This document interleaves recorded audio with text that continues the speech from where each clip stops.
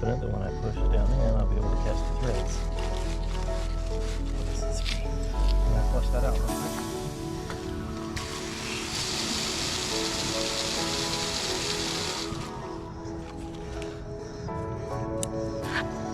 Pull the cap off, drop in the basket, twist right, screw it, will, twist right, pull tight,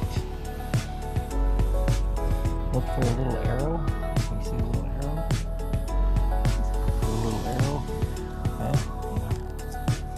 You want to tighten that, you want to go all the way to the right with the little arrow, and then you can ratchet back to where you want that to be pointing the direction you want it to go, and then you open this up, and that will give you the direction for spread.